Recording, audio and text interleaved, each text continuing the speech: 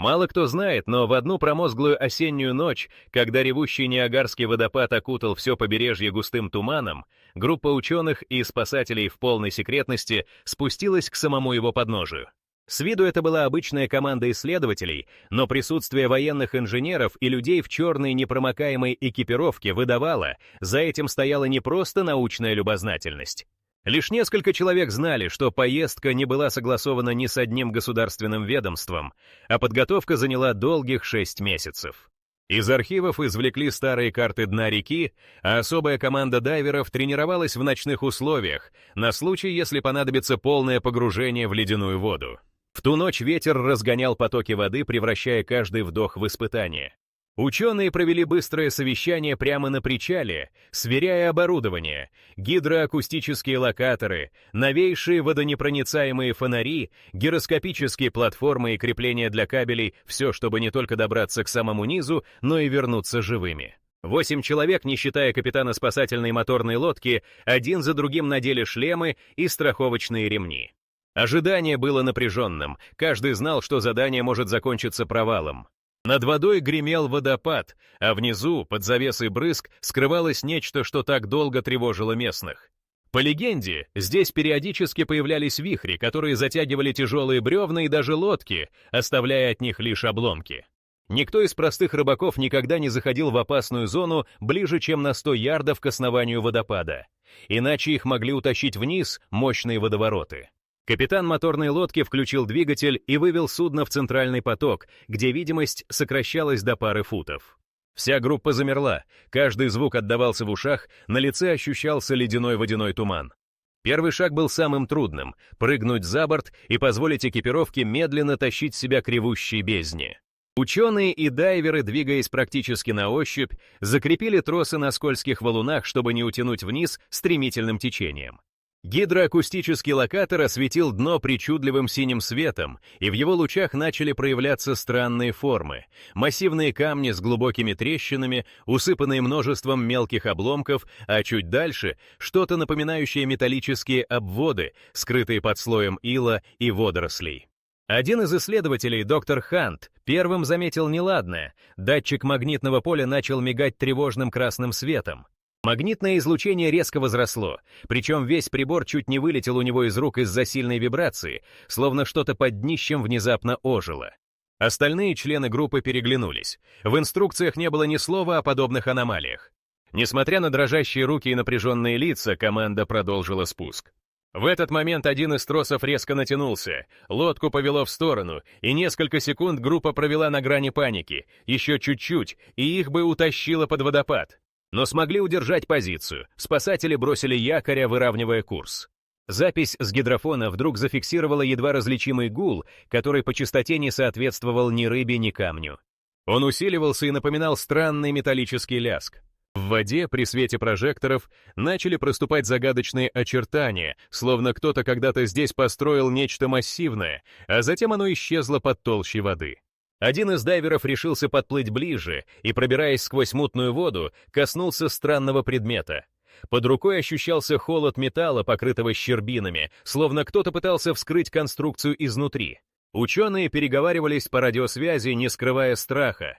Ни на одном чертеже, ни в одной гидрологической карте не было этих объектов. Дальше команда поняла, им предстоит раскрыть тайну, которая несколько десятилетий скрывалась под водопадами, и уже через пару минут они наткнулись на то, ради чего вообще рискнули жизнью. Но никто из них даже представить не мог, что найдут под многотонными потоками воды. Из-под водяной завесы вдруг вынырнула массивная темная тень. Когда луч прожектора скользнул по ней, вся команда замерла. На дне Ниагарской бездны покоился гигантский объект, напоминающий обломки подводного судна, но форма не совпадала ни с одной известной лодкой или баржей. Верхняя часть этой конструкции была изогнута, будто под напором воды когда-то ее закрутило, а через проржавевшие отверстия просматривались примитивные металлические решетки. Доктор Хан с трудом пробрался ближе, ил лип к перчаткам, каждый его шаг сопровождался ржавым хрустом. Дайверы стали счищать мутный слой. Из-под водорослей начали проявляться странные надписи на неизвестном языке, которым не обладала ни одна известная цивилизация. По окружности обломка шли углубления, в которые были вделаны светящиеся кристаллы. Под лучом фонаря они вспыхивали призрачными мерцающими искрами, будто реагировали на присутствие людей. Один из спасателей, Морган, зацепил крюк за выступ на корпусе и попытался подтянуть вверх часть металлической оболочки, но когда трос натянулся, обломок издал низкий звенящий ляск, и вода вокруг пошла рябью, словно под ней что-то шевельнулось. На несколько секунд показалось, что сама конструкция начала медленно двигаться, хотя течение оставалось прежним. Внутри этого таинственного саркофага сквозь прорехи виднелись обгоревшие кости. Они были огромны. Ни один человек не смог бы обладать такими массивными суставами и широкими лопатками.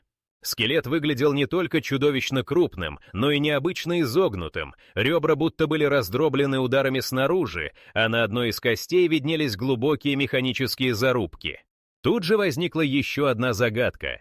У самого основания конструкции дайверы обнаружили что-то похожее на метеоритный обломок. Гладкий, черный, слегка светящийся камень, окруженный металлическими фрагментами, словно его пытались удержать запертой ловушкой. Камень издавал тихое, практически неуловимое жужжание, и стрелка магнитного датчика резко прыгала, если поднести его ближе к находке. Доктор Хант срочно передал данные наверх и дал команду не дотрагиваться до обломка без свинцовых перчаток. Пока часть исследователей возилась с саркофагом, другой дайвер Элис заметил в 5 ярдах от основной находки странную решетку, уходящую вглубь илистого дна. Он быстро сориентировался и расчистил проход, открыв небольшой тоннель, ведущий прямиком под водопад. Внутри все было покрыто древними цепями, местами разорванными, а стены изрисованы неизвестными символами, похожими на шестеренки и молнии одновременно. В этот момент произошло нечто странное. Все приборы синхронно отключились, словно неведомая сила создала вокруг объекта настоящую зону тишины. Радист Пирс попытался связаться с базой, но в наушниках звучал только резкий треск, а цифровые часы на руке моментально сбились, показав невозможную дату — январь 1901-го. Когда электропитание вернулось, приборы начали фиксировать резкий рост радиационного фона, и по рации прозвучал строжайший приказ немедленно покинуть тоннель. Команда едва выбралась наружу, когда над местом раскопок под водопадом вдруг вспыхнули странные круги света, будто невидимые лазерные лучи проходили сквозь толщу воды. На поверхности брызги закрутились в спираль, внезапно поток стал гораздо мощнее, и за считанные минуты вся команда едва удержалась за страховочные канаты. Сама находка дрожала, вокруг нее кружились пузырьки газа, а температура воды возле саркофага за считанные мгновения поднялась почти на 10 градусов по Фаренгейту. Главный инженер бросил последний трос и, не раздумывая, отправился запечатлеть все на подводную камеру. Лишь на мгновение в объектив попал странный контур, похожий на эмблему, напоминающую перекрещенные стрелы и глаза, а потом электронная система камеры полностью отключилась. Исследователи в панике отплыли прочь от обломка, но ни один из них не заметил, что в иловой жиже висела крошечная металлическая капсула, подрагивающая синхронно с гулом под саркофагом. Только несколько часов спустя, когда команда вернулась на берег и заглянула в свои контейнеры, выяснилось, что внутри них теперь покоится странный предмет. Идеально круглая пластина, покрытая символами, которых никто из них не встречал ни в одном музее. Но самым жутким было даже не это. Когда ученые покинули лагерь, на поверхности воды возле водопада появились темные круги, и из-под водяной пелены всплыли фрагменты старых деревянных лодок, словно что-то вытолкнуло их на свет. Команду охватило ледяное чувство. Найденное под Ниагарой не принадлежало ни природе, ни человеку. И только старые архивные записи хранили намеки на то, какие катастрофы когда-то могли потрясти эти места. Очень скоро ученые поняли: зловещая находка представляет лишь верхушку древней тайны, а дальше их ждали такие открытия, которые перевернут само представление о водопаде. В тот же вечер, когда последние брызги воды стекали по защитным маскам, команда ученых и спасателей принялась фиксировать каждую деталь на дне. Мутная взвесь оседала на странных обломках, но даже сквозь толщу ила были видны свежие следы разрушения. Один за другим фонари выхватывали из мрака гигантские трещины в скальных плитах, будто кто-то вгрызался в дно всей мощью колоссальных машин. Доктор Хант тут же отдал приказ начать видеофиксацию. Каждая трещина, каждый скол фиксировался на подводной камере. Дайвер Элис при помощи гидроакустического сканера заметил под слоем камней неравномерные пустоты. Команда мгновенно начала расчищать участок вручную. Под плотным слоем глины проступили очертания древних деревянных балок, пережженных и застывших. Их возраст невозможно было определить на глаз, но структура явно указывала, это не современный материал.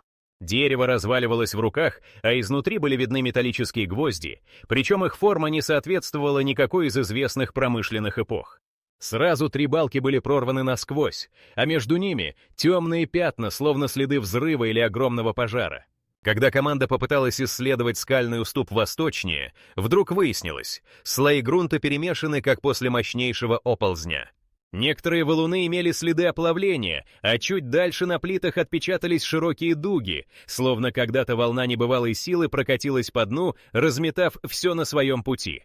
В одном из углов расчищенной площади дайверы наткнулись на странные обломки. Они напоминали части шестеренок и труб, но металлические элементы были сплавлены между собой неведомой технологией, похожей на кузнечную сварку, но с явно индустриальным почерком. На одной такой детали был выбит символ спирали, а чуть ниже — латунная пластина с выгравированной надписью, сделанной вычурными буквами. Дальнейшие изыскания принесли еще больше сюрпризов. В 20 ярдах от основного обломка зонд наткнулся на засыпанное устье тоннеля, внутри которого лежал массивный валун, не характерный для здешних пород. Подняв валун с помощью гидравлической лебедки, команда обнаружила под ним останки огромного скелета. Кости явно принадлежали живому существу, хотя их строение не совпадало ни с животными континента, ни с водными обитателями. Череп был сплюснут, челюсть вытянута вперед, а в глазницах виднелись круглые отверстия, словно бы для оптоволоконных или металлических вставок. Пока одни работали с останками, другие подбирались к разрушенному тоннелю, внутри которого вспыхивали призрачные отблески. Параллельно велось сканирование при помощи ультразвукового датчика. Он выдал реальную картину. Слои породы были сдвинуты на десятки футов, кое-где между ними застряли рукотворные предметы. Среди них обгоревший бронзовый шлем, металлические застежки и даже остов странного аппарата, напоминающего паровую машину.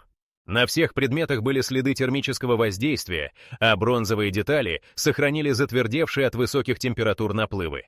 Главный инженер мистер Смит особо отметил, внутри тоннеля сохранились отполированные участки породы, будто кто-то или что-то выжгло поверхность невероятной жарой.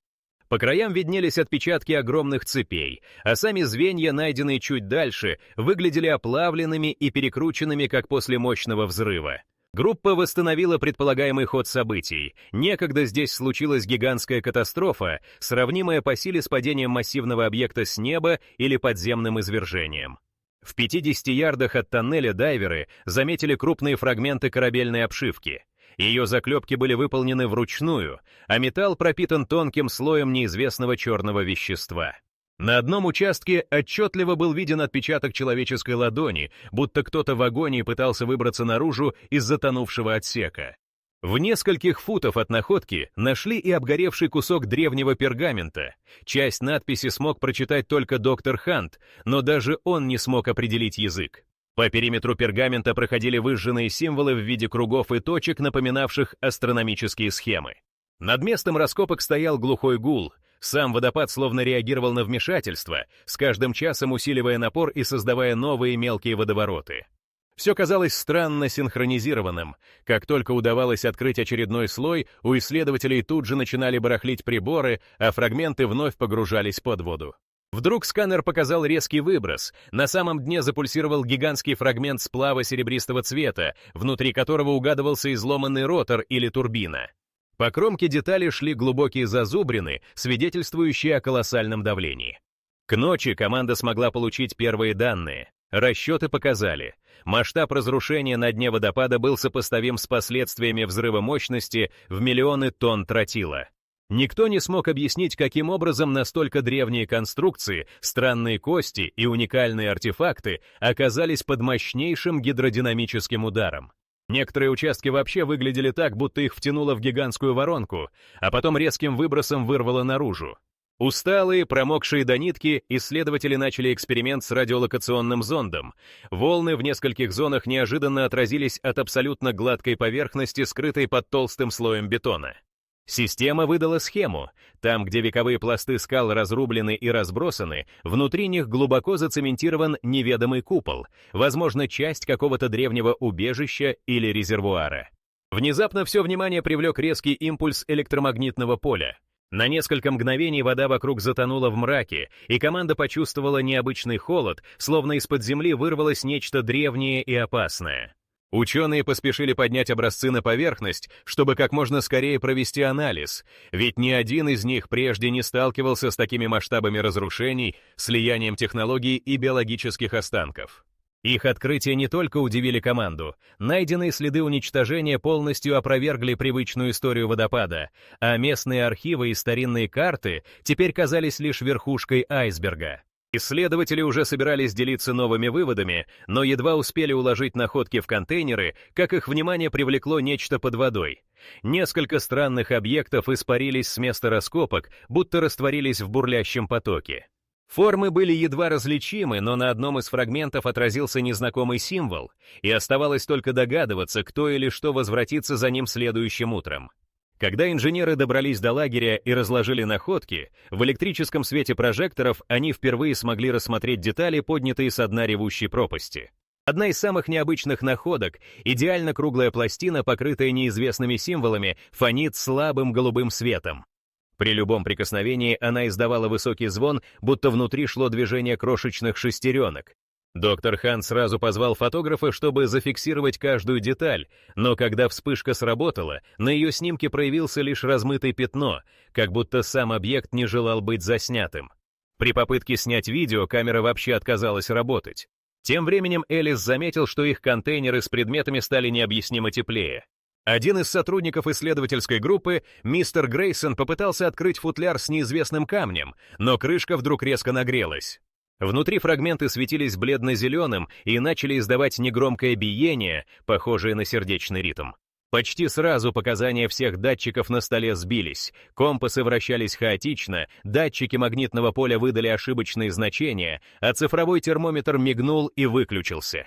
Каждый, кто приближался к капсуле, ощущал странную тяжесть, словно под водой зажимала грудь. Доктор Хант не стал дожидаться утра и приказал срочно искать защитные футляры из свинца и меди. В тот же момент у пирса, радиста, сработал тревожный сигнал. На частоте, используемой только приборами для связи между дайверами, раздался едва различимый голос.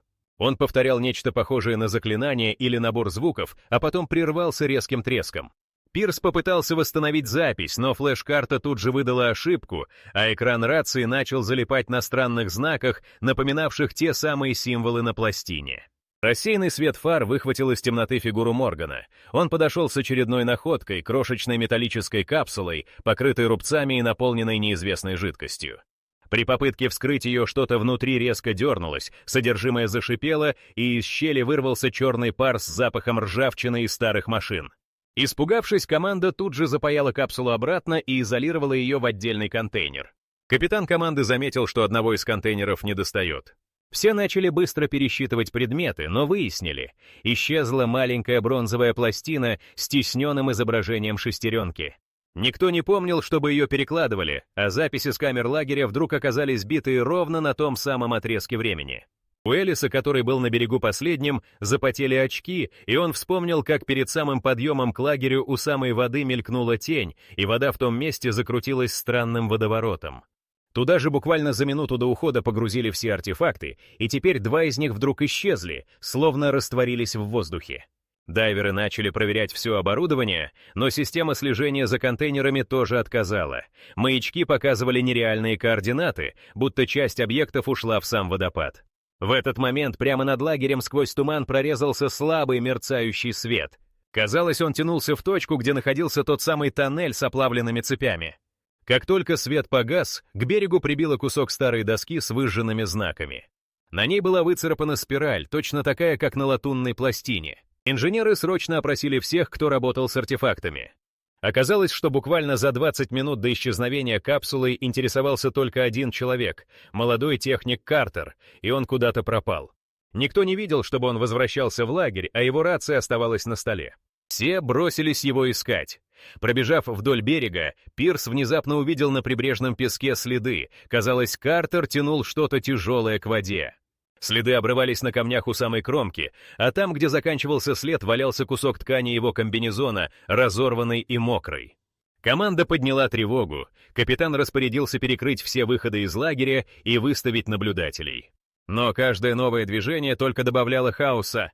Остальные контейнеры начали вибрировать, а один из них самопроизвольно открылся на глазах у всех.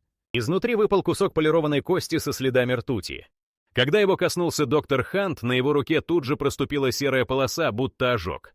Окружающая температура в радиусе 2 футов резко понизилась, и стало казаться, что все вокруг окутывает густой ледяной туман. Ночь прошла в тревоге.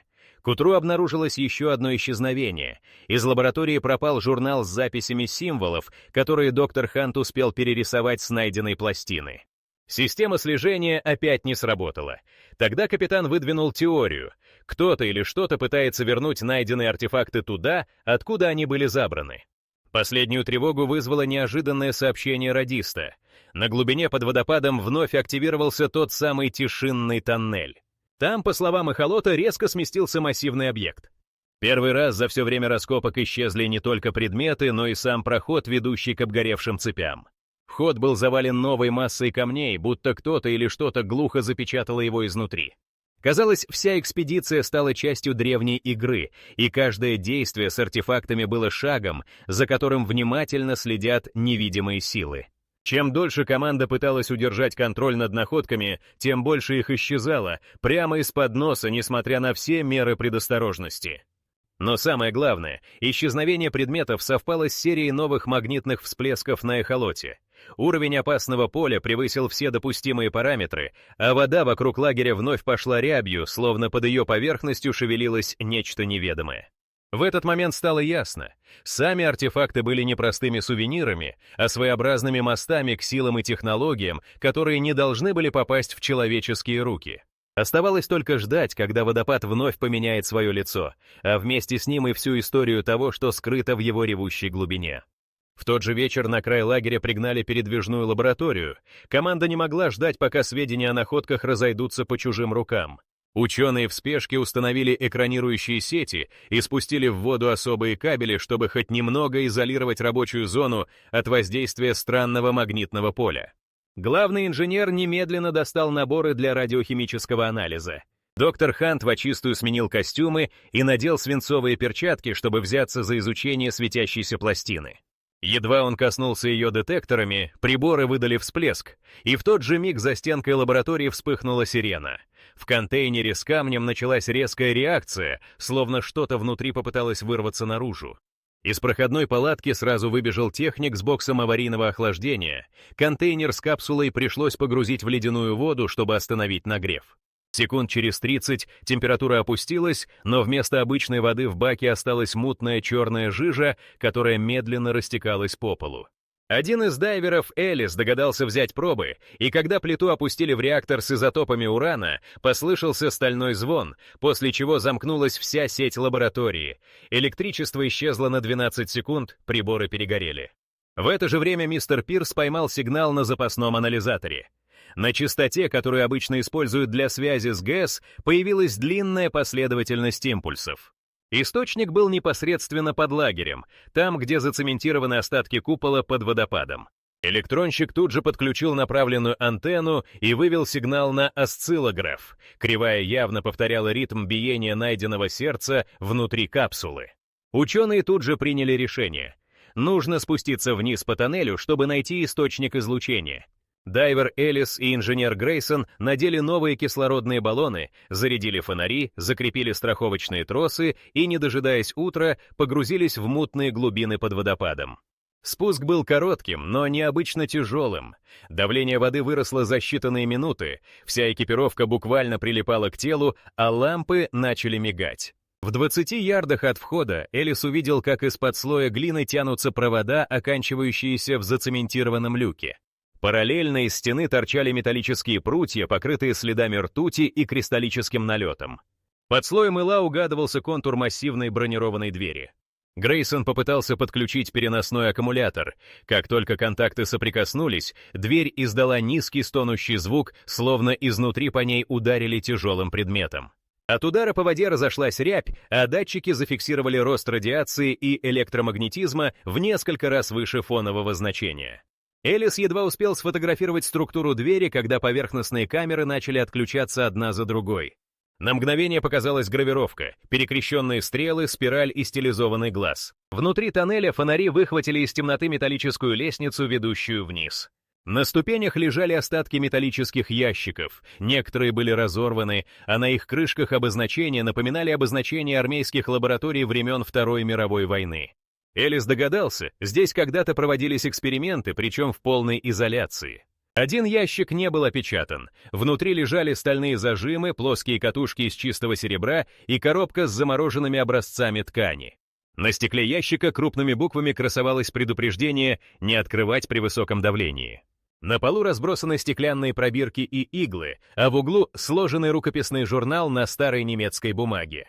Грейсон быстро пролистал пару страниц. Судя по всему, записи вели как минимум 3 разных человек, причем одна из них принадлежит женщине-химику. В записях упоминались эксперименты с фрагментом метеоритного ядра, а чуть ниже нашлись схемы излучателей, похожих на крошечные атомные реакторы. В это время сверху послышался шум. По тоннелю пронеслась ударная волна, из-за чего лестница задрожала, а по стене пошла длинная трещина. Прямо на глазах у Элиса часть стены, где была закреплена цепь, медленно выступила вперед. За ней оказался новый проход, в котором стояли саркофаги-капсулы, почти идентичные найденной команде наверху. В одной из ячеек зияла дыра, а вокруг лежали разбросанные провода и осколки сломанного оборудования. Судя по обрывкам бумаг на полу, здесь пытались запустить цепную реакцию. Совпадение сигналов совпало с активностью фрагмента капсулы наверху. Пока Элис и Грейсон пытались сфотографировать капсулы, из-под пола послышался тот самый металлический гул. Секунда, и один из саркофагов медленно подался вверх, изнутри на свет вырвался сгусток пара и черной сажи. Радиационный датчик у Элиса мгновенно вышел из строя, время будто замерло. Команда быстро поднялась по лестнице и, выскочив на поверхность, увидела. Вода у лагеря стала густо синей, а повсюду летали мелкие искры, словно кто-то только что дал мощный импульс по подводным линиям. Вся группа оцепенела. Стало ясно, в самом сердце Ниагары десятки лет назад кто-то проводил запрещенные опыты с теми самыми артефактами, которые сегодня вынырнули из мрака. Часть оборудования целенаправленно залили бетоном, капсулы и саркофаги спрятали в подземных тоннелях, а технологии так и не были вписаны ни в один официальный отчет. Последние записи журнала гласили «Больше не открывать». Цена слишком высока. Именно в этот момент команда поняла, что их попытки изучить найденное могут быть не только научным экспериментом, но и запуском цепи событий, которые уже невозможно контролировать. Теперь все зависело от того, останется ли дверь в подземном туннеле под Ниагарой запечатанной, или кто-то вновь рискнет ее открыть. В лагере не утихала тревога.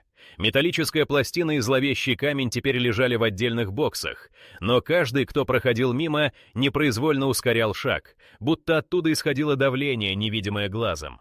Радист Пирс фиксировал все новые странности. Ближе к полуночи монитор эхолота выдал колебания, похожие на подземный толчок, словно что-то под водопадом сдвинулось с места. Вода за лагерем вдруг начала пузыриться, а у самого берега показались буро-зеленые разводы, характерные для выброса неизвестных химикатов со дна. Инженер Грейсон первым заметил. Показания фона по радиации прыгнули на порядок, секунда за секундой датчики светились тревожным желтым светом. Плотная темнота давила со всех сторон, и в этот момент по берегу прошел резкий порыв ледяного ветра. Ни одному человеку на памяти не доводилось видеть, чтобы Ниагара буквально выдохнула клубы пара прямо к берегу. Проливной дождь усилил наводнение, и мимо лагеря пронеслись 2 обломка неизвестных металлических предметов. Элис тут же бросился за гидроакустическим сканером. В изображениях на экране проступили провалы и полости, которых раньше никто не регистрировал. Прямо под лагерем словно открывались новые пустоты. Доктор Хант приказал всем надеть защитные маски и фонарики. Команда быстро собралась возле выхода к реке. На том берегу призрачные огни вдруг мигнули и один за другим исчезли. Связь с поверхностью пропала, а из глубины послышался глухой, ракочущий звук. Ни вода, ни ветер, будто чьи-то шаги эхом отдавались под скалами. Все поспешили закрепить страховочные тросы и опустить в воду автономные датчики. Приборы зафиксировали сигнал на частоте, которую специально выделили для аварийных случаев. Повторялся короткий импульс, похожий на сигнал бедствия. Казалось, кто-то или что-то пыталось передать предупреждение. Техник Картер, исчезнувший прошлой ночью, внезапно объявился на рации. Его голос был едва слышен сквозь помехи, но все услышали одну фразу: «Не спускайтесь вниз, слишком поздно». Группа тут же просканировала береговую линию, в 50 футах от лагеря вода стала практически чернильной, а по поверхности поплыли ошметки ила. В этот момент один из датчиков выдал сильнейший скачок. Температура воды подскочила сразу на 15 градусов по Фаренгейту в течение минуты, а магнитное поле стало вращаться по спирали. Из глубины тоннеля, залитого водой, послышался щелчок, словно что-то ломалось или открывалось изнутри. Грейсон бросился к аварийному пульту, чтобы вручную запустить перекачку воды, но насосы не включились. Напряжение в сети ограничилось, электричество исчезло по всему лагерю. Фонари мигали, батарейки садились одна за другой. Все бросились к складу запасных аккумуляторов, но и там не оказалось зарядки. Устройства показывали 0, хотя их только что подзаряжали. В такую тьму команда еще не попадала. Лишь слабо светившаяся пластина внутри контейнера, словно маяк, освещала все вокруг призрачным светом. Элис первым заметил, как на побережье прямо из воды начали всплывать черные тени, напоминающие перевернутые обломки люков или саркофагов. На стенках блестели серебристые спирали. Из воды пошли пузыри, а прямо возле палатки с контейнерами поднялась волна, выбросившая на берег кусок остова, внутри которого дрожало непонятное излучение. Металлическая часть объекта едва заметно вибрировала. Кто-то или что-то изнутри пыталось прорваться наружу. Дайверы и ученые быстро перекрыли дорогу к лагерю, подняли защитные сетки, включили аварийные прожекторы на бензине. Свет выхватил из тумана огромную фигуру, ни человека и ни животного. По воде прошел рев, который ощущали не ушами, а костями. Температура понизилась на 20 градусов по Фаренгейту за минуту. Инженеры бросились к главному складу. Было решено срочно эвакуировать все оборудование. В этот момент прямо над лагерем открылся водяной смерч. Поток поднял с берега капсулу, бронзовую пластину и 2 металлических обломка, исчезнувших днем ранее. Они закружились в воздухе, а потом ловко ушли в воронку, словно кто-то невидимый собирал все артефакты обратно. На поверхности воды осталась лишь одна метка — воронка, уходящая в глубину, откуда шел слабый гул. Команда бросилась к лодкам. Элис и доктор Хант вместе с инженером Грейсоном попытались зафиксировать на камеру последние секунды происходящего, но аппаратура, кроме помех, ничего не записала. Как только последний человек прыгнул в лодку, по воде прокатилась сильная ударная волна. Над Ниагарой на короткое мгновение вспыхнул синий свет. Казалось, чего-то неведомого удалось вырваться наружу, или наоборот, быть вновь запертым на дне водопада. Когда все затихло, ни один человек не решился подойти к размытым проемам в скале. По экранам эхолота прокатилась полоса, зафиксировавшая мгновенный скачок плотности подземных пород, как будто вся система тоннелей сместилась или замуровалась новой массой горной породы. К утру ни один артефакт не удалось найти среди вещей. В лагере осталась только поломанная техника, разбитые светильники и слегка мерцающая полоса на берегу, где прошлой ночью стояла палатка с контейнерами. Сигнал эхолота исчез, радио не ловило волну. Когда спасатели покидали лагерь, по поверхности воды ползли тонкие спирали инея, как знак, что что-то все еще скрывается на дне. И ни один участник экспедиции не был уверен, что тайна Ниагарского водопада когда-либо будет раскрыта до конца. Ученые увезли с собой лишь обрывки рисунков и расплывчатые снимки, а на берегу осталась звенящая тишина, сквозь которую мог услышать только тот, кто знает, что Ниагара прячет не только каскады воды, но и древнюю силу, над которой человек не властен.